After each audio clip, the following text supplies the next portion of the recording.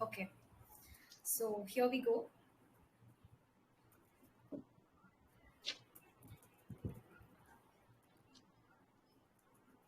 Okay. Hi guys, good morning. So we are here to discuss yesterday's editorial in detail. So before getting into it, let's discuss the cocktail of today's session. So we'll start with the editorial discussion in detail. Then we'll have two error detection based questions. We'll analyze the tone of the editorial. And finally, we'll discuss two very interesting vocabs. Okay. So as far as the editorial explanation is concerned, the words that are underlined, for those words, we'll discuss the meanings. And for the words that are highlighted in brown, are those words which are idioms, phrases, or the words that involve grammar rules. We'll see that as well. Okay. So this editorial is about the assassination of former PM of Japan, Shinzo Abe. So let me just tell you the gist of it first, and then we'll immediately hop into the editorial. So we know that Shinzo Abe was the former Prime Minister of the Liberal Democratic Party of Japan. He held two terms from 2006 to 2007 and again from 2012 to 2020. He was assassinated on July 8, 2022, last week, while he was speaking at a political event in Nara. Nara is a place in Japan, and while he was giving a speech, he was assassinated. Okay, by Tetsuya Yamagami. He was a 41-year-old man and he killed him using homemade gun. So that is the editorial all about. So in this editorial, we are going to discuss how Shinzo Abe made changes in the economy and how he literally, pulled the economy from recession. That's what we're going to see in this editorial. So with no further ado, shall we begin the editorial, guys? Yes, Surika. Yeah. So I'll stop after each paragraph or a couple of lines and I'll ask you whether you have any doubts and you can ask me and you can say that to me. Okay. So, yeah, here we go. A death unforetold on assassination of Shinzo Abe. Unforetold means unpredictable. So the death of Shinzo Abe was unpredictable, and assassination means killing by someone. So the killing of Shinzo Abe was totally unpredictable. The assassination of Shinzo Abe could have far-reaching consequences for the Japanese psyche. So the assassination of Shinzo Abe could have impactful consequences. Far-reaching means impactful consequences for the Japanese psyche. Psyche means the mind and soul of the Japan people. So his death came all of a sudden, and I think people will find it hard to digest the fact that Shinzo Abe is no more. And it will have far-reaching. Far-reaching means very impactful consequences on the minds and souls of the people. Shinzo Abe was a popular, even if divisive, politician who was no stranger to controversies. So they're saying that Shinzo Abe was a very popular leader, even if divisive. So if I say I am a divisive person, it means I cause disagreements. So even though Shinzo Abe caused many disagreements, he was very popular and he was no stranger to controversies. So he was no stranger is a phrase which means he was not a stranger to controversies. So Shinzo Abe was always filled with controversies towards his throughout his rule. Okay, he was very popular and he was always surrounded by controversies. But he was also one of the most consequentialist leaders of the post-war Japan. So here we see a grammar rule, one of the plus plural noun leaders. One of the most consequentialist leaders. So who is a consequentialist person? A consequentialist a person is someone who analyzes a thing as right or wrong based on the consequences. See, in our society, we have lots of rights and wrongs. Okay? But a consequentialist person says whether it's right or wrong based on the consequences. For example, saying a lie is wrong according to the society. But as far as a consequentialist is concerned, if the lie is for a good purpose, then the lie is not wrong. That's their perspective. So he was a consequentialist leader. He was very practical. He never had any rights and wrongs as such. He only determined the end result. Okay? He only analyzed things based on the end result. Since his rise to power in 2006 until his tragic assassination last week, he remained a tall presence in Japan's politics and his views reshaped the country's global profile. So since his rise to power in 2006, from that period until his tragic assassination last week, until his death or killing last week, He remained a tall presence. A tall presence means an important presence in Japan's politics, and his views reshaped the country's global profile. His views were so good that it kind of reshaped the entire idea of ruling in the country. So it changed a lot of perspectives. Shinzo Abe's rule. So, do you guys have any doubt in this page? Anybody? No. No. Anybody, guys? Or shall we move on to the next page? Please move on, Shubhri. Yeah, sure. So here we go. When he became prime minister for the second time in 2012, Japan's economy was in recession. So we know that he first became prime minister between 2006 and 2007. And for the second time, he ruled from 2012 to 2020. So during that period, when he just entered, the economy was in recession. So what is meant by a recession? A recession is a period where there is a fall in the global activity, where there is a fall in the GDP, where people are unemployed, where the economy is suffering, where there is no flow of money in the economy. That is actually recession. So when he entered, Japan was in a very sorrowful or pitiful state. The economy was very poor. A year earlier, that is in 2011, an earthquake and tsunami had wreaked havoc, killing up to 20,000 people. So, wreaked havoc is an idiom which means causing problems, causing disadvantages. So, in 2011, there were two natural calamities in Japan, earthquake and tsunami.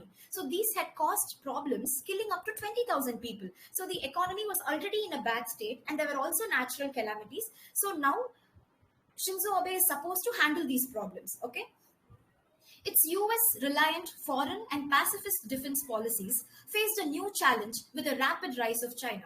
So, Japan, even though it's one of the most powerful economies in the world, it was heavily reliant on the US, okay? And pacifist defense policies. What is meant by pacifist? Pacifist means a person or a country which seeks for peace. They want peace instead of war. They want things to be amicable or easy. They don't want war. So, that is a pacifist policy. Faced a new challenge with the rapid rise of China. See, now that Japan is with the US, but then the China was rising so rapidly and so fast. So this was a threat to the to the Japanese people. Okay. Abe believed that Japan should first rebuild its economy if it wanted to address the challenges. So what did Abe think? So Abe was a very practical man. All he thought was, let the foreign policies and let foreign relationships stay aside. First, my country is in recession. I have to bring my country back to normal. That was his thought. Okay. So Abe believed that Japan should first rebuild its economy if it wanted to address the challenges. So the change should begin from within. Only then it will be able to bring other changes. His economic program with three arrows: monetary easing, higher fiscal spending, and liberalization or Abenomics helped Japan come out of recession. So his economic program with three arrows. Three arrows means three pillars. He had three main pillars in his rule. What are they? Monetary easing. Monetary easing means easy flow of money into the economy or more flow of money into the economy. Higher fiscal spending. See, fiscal is a term which is related to the government. So higher government spending or higher government expenditure. So Abe wanted to spend more for the country, for the betterment of the country. And liberalization. So what does liberalization mean? It is a process where the government would have less control over the country. It's a process where private parties also come into play and they will also participate in the business. Okay? Or Abenomics. So this is what he called as Abenomics. Abe, Shinzo Abe plus economics, Abenomics. This helped Japan come out of recession. So here we see a grammar rule: helped plus come out. We have help plus V1. So for example, she helped me do work means she helped me do the homework. Here help plus V1 is used. So it is wrong if I say she helped me to do the homework. That is wrong. So these kind of questions we'll see in error detection for exams. So always help is followed by V1 and to, TO2 shouldn't come. Helped me to do something is wrong. Helped me do something is right. So he helped Japan come out of the recession. Okay. His government oversaw the post-quake reconstruction, and in foreign policy, he adopted a more hawkish line that was unapologetic of Japan's violent imperial past. So let's break this down. His government oversaw. Oversaw means scrutinized. the post-quake reconstruction. So we know that Japan had been facing lots of natural calamities and earthquake in 2011. So the government did everything possible to get the system back to normal. And in foreign policy, he adopted a more hawkish line. So what is meant by hawkish? Hawkish means aggressive. So he wanted an aggressive foreign policy that was unapologetic. Unapologetic means not feeling sorry for something, not feeling sorry for anything. Of Japan's violent imperial past. See, imperial means relating to the rule of a monarch. So earlier, when monarchs ruled the country, the rule was very cruel. It was very violent. Shinzo Abe was not sorry for anything. He was very cruel in the sense he was very aggressive in terms of foreign policy. And he wanted to make his country better. He was not sorry for any of his past, any of the past of the country, and he adapted a hawkish or aggressive policy towards other nations. Okay. He wanted to rewrite the country's US drafted post war pacifist constitution to allow the military to take a bigger role in national security. So he did something right now. What we saw earlier, it was all pacifists. The country wanted peace. But now Shinzo Abe, are yaar, chhod do ye sab. We should have, we should be aggressive enough. That's what his thought was. So he wanted to rewrite the country's US drafted post-war pacifist constitution. So earlier, Japan, along with USA, wrote a pacifist constitution. It means to say subtle and peaceful. But he wanted to rewrite or change that to allow the military to take a bigger role. So he wanted military to come over and rule. So military rule will obviously be aggressive and even more disciplinarian. Okay. In national security. So in terms of protecting the nation, in terms of betterment of the nation, he wanted military to come into play rather than being very subtle or being very soft and peaceful. Okay. In 2013, as Prime Minister, he visited the Yasukuni Shrine, a controversial memorial for Japan's war dead, including its war criminal. So what did he do? In 2013, 1 year after his arrival as Prime Minister, he visited the Yasukuni Shrine. It was the shrine where the dead bodies of the war soldiers or the war criminals were buried. Okay, a controversial memorial for Japan's war dead, people who were dead in the war, including its war criminals. So he went and visited the place and he paid tribute to those people who were dead. Okay. These actions triggered criticisms in the region, but at home, Abe used them to reshape the national security debate. So people started questioning, why are you going there and doing such things? Aren't we supposed to be pacifist? Why are you going and visiting the dead bodies of criminals here? You shouldn't be doing that. And why are you even doing that? And why are you going and visiting the war dead people? People felt that this was not needed. But like anything, any new change will always be criticized now. That's how they criticized. But Abe used them to reshape the national security debate. Okay, so what did Abe say? No, see, these are the people who actually fought against other countries, and these are the people who protected our country. So I think it's mandatory for me to go and pay tribute to them. So he used this to shape the country. He used this to reshape the national security debate. So he used this visit as a purpose for shaping the country. Okay, here we have used a phrase at home. At home means in his country. Okay, so that's what they're saying. So guys, any doubt till now, like for the past few paragraphs? No doubts. Yeah, anybody else? You can ask me if anything. Yes, ma'am, you were telling something about monetary easing. Can you please repeat that? So monetary easing is a situation where a lot of money flows into the economy and there is of ease in the flow of money in the country. That is monetary easing. Okay? Okay, ma'am. Yeah. Shall we continue? Yeah. So Abe may not have succeeded in restoring Japan's economic superpower status, while his attempts to rewrite the constitution met with strong opposition from sections of the political class and society for whom memories of its past militarism are still afresh. So let's break it. Abe may not have succeeded in restoring Japan's economic superpower status. See, earlier Japan was a superpower before the recession. Okay, it was functioning so well. But after the recession, Japan fell so drastically. Now, after the arrival of Shinzo Abe, he was able to make some changes But that doesn't mean that he completely changed the situation. The country was still suffering. Okay, so that's what they're saying. Abe may not have succeeded in restoring Japan's superpower status. Abe didn't completely take back to the situation as it was before 2011. Okay, the country was still suffering, but not that much.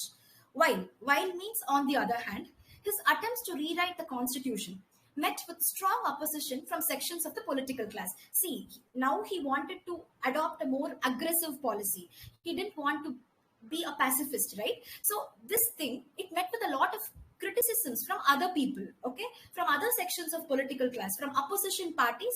They kind of criticized, why are you changing the stance? So why are you being aggressive? Why can't you be a pacifist? So people started criticizing, for whom memories of its past militarism are still afresh. So here, whom denotes the other political class.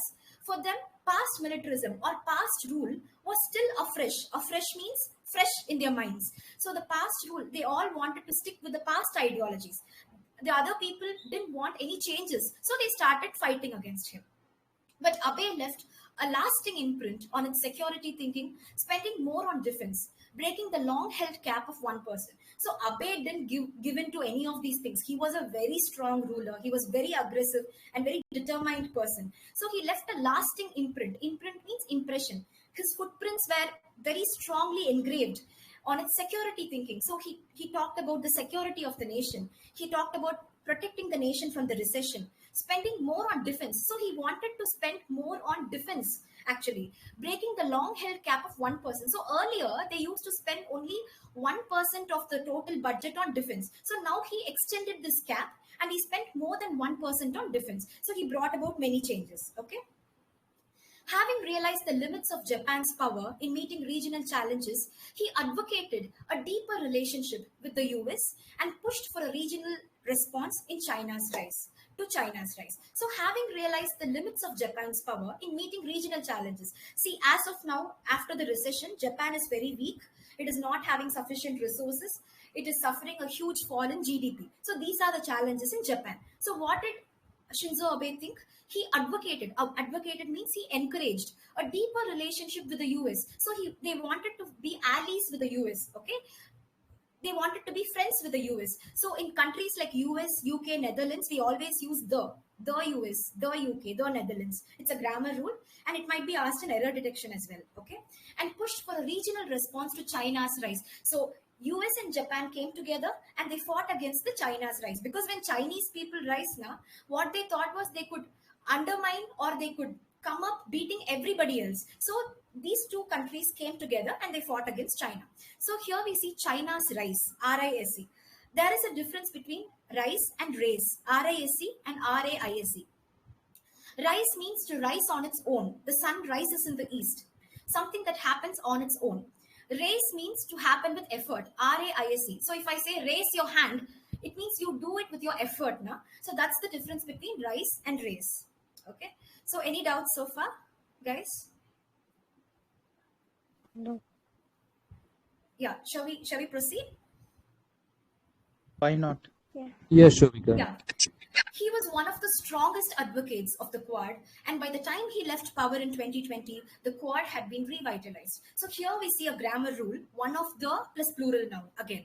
So he was one of the strongest advocates of the Quad. So he encouraged the Quad meeting, India, Japan, US, and Australia, that group. He encouraged the meeting because these people meet and they stood against Chinese rise. So he strongly believed in this meeting. And by the time he left power in 2020, the Quad had been revitalized. So, of course, he resigned in 2020. And by that time, Quad had been revitalized. Revitalized means re-energized, brought back to new life. Okay. So by the time he left, something changed in the Quad grouping. Okay. It was re-energized. In a country where talks about a stronger defense policy were considered taboo, Abe mainstreamed discussions for a stronger defense doctrine and even called for a nuclear sharing agreement with the US. So, in a country where talks about stronger defense policies were considered taboo. See, before Shinzo Abe came, no one talked about defense policies and all. Everybody were very passive. So defense policies were considered a taboo. Taboo is something which we don't discuss privately or easily, publicly or easily. We refrain from talking about taboos. So once Shinzo Abe came, he saw all these as rubbish things. He wanted to discuss many things that weren't discussed before. So he mainstreamed. Mainstreamed means to give a direction for something. He mainstreamed discussions for a stronger defense doctrine. Doctrine means principles. So he talked about stronger defense principles. He provided a direction for the defense principles and even called for. Called for means to ask or to demand a nuclear sharing agreement with the US. So he asked for a nuclear sharing agreement, a nuclear deal or a nuclear project with the US against China. So he did everything possible to protect his country. He wasn't being a pacifist, he was very aggressive. That's what they are saying. He remained an influential figure in national politics. See, someone who could bring so much revolution in a country, he will obviously be influential now. He will change people's mindsets and he'll be a hero to others actually. So he remained an influential figure. Influential person is someone who could influence others in national politics. His assassination could have consequences for the Japanese psyche. So his assassination means being killed by someone could have consequences. Consequences means negative effects for the Japanese psyche, for the Japan people's heart and soul. Psyche means heart and soul. So this could be a horror to the Japan people because they didn't expect it, na? Gun violence and political assassinations may have been rare in contemporary Japan, but it was not so during the pre war period. See, as of now, in the current scenario, gun violence, using guns to shoot people, is not very common as it was before. Earlier, there were so many cases like that, but in contemporary means current times. In current times, gun violence is not so common, okay? It is rare. And political assassinations, being the political heads being killed by someone, that is a rare phenomena, may have been rare in contemporary Japan, means current time Japan, but it was not so during the pre-war period. During the pre-war period, assassinations or gun violence was quite normal over there. Like, it's not normal, it happened frequently over there. No Japanese politician would like the chaos to be back. So, no Japanese politician would like confusions. Chaos means confusions. So, these kind of violence or political assassinations, nobody would like those things now. The law enforcement authorities should not only bring the facts about the assassination to the public, but also make sure that such tragic events do not take place. So, what they're saying is, summing them all, the law enforcement authorities, that is the judiciary, like all the bodies, like legislative, executive, or the judiciary, should not only bring the facts about the assassination to the public. See, after his demise, people should not the government should not hesitate from telling this to the people. They should spread the information. They should tell the reality to the people, like what happened, but also make sure that such tragic events do not take place. So they should not only do that, but also spread awareness about these things, and they should ensure that these kind of things do not happen in the future. So here we see a grammar rule, not only and but also. So it's a correlative conjunction. We can use not only and but combination also, and we can use not only and but also. Okay, this is a grammar rule. So this is the editorial, guys. It's done. So guys, what do you think is the tone of the editorial? Anyone?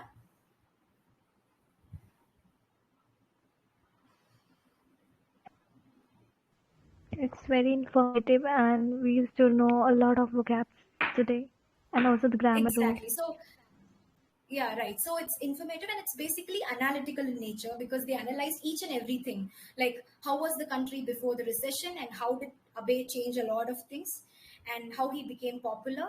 So I think it's analytical in nature. Yeah. So guys, we have two error detection questions right now. So I'll just place the question and anybody could answer this. So please read it and give me a reply.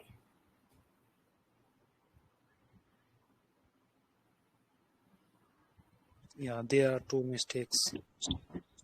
Yeah, what are they? The USA, China's rise. No, actually, those two are right. Those two are right. It's US. It's not, here. They are not talking about US in specific. They are speaking about US reliant foreign and pacifist defense policies. They are talking about the policies. So here we needn't use the US actually. Yeah, it's right as such. There is another minute error here. Anybody?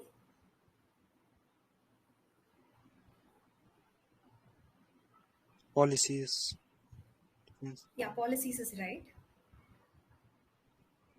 So try to understand the meaning of the sentence. I think then it will be very easy to figure out the error.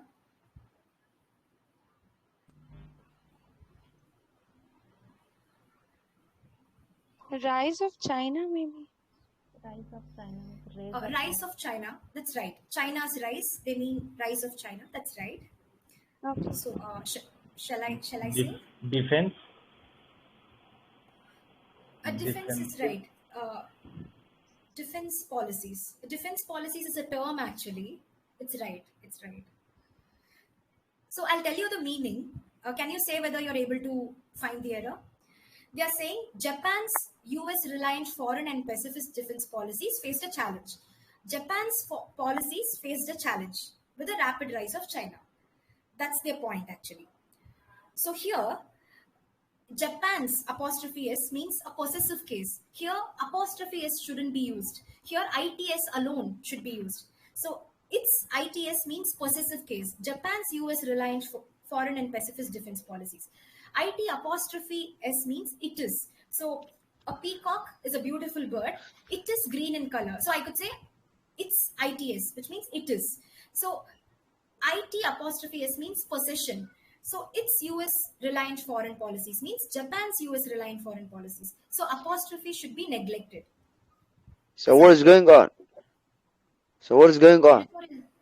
The editorial sessions are. So shall we go for the next one? Anybody? Just read it and. Okay, I'm gonna try to read. Yeah, sure. In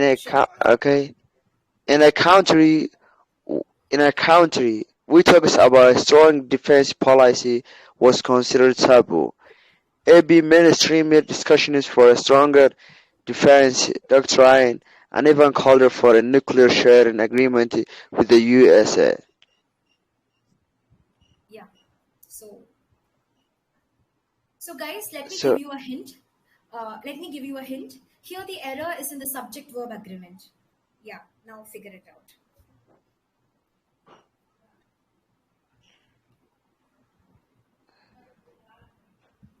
Okay, coach, can I know what is going on? Guys, we are discussing the editorial over here. So, can anybody please analyze and find the error? The error is in the subject-verb agreement.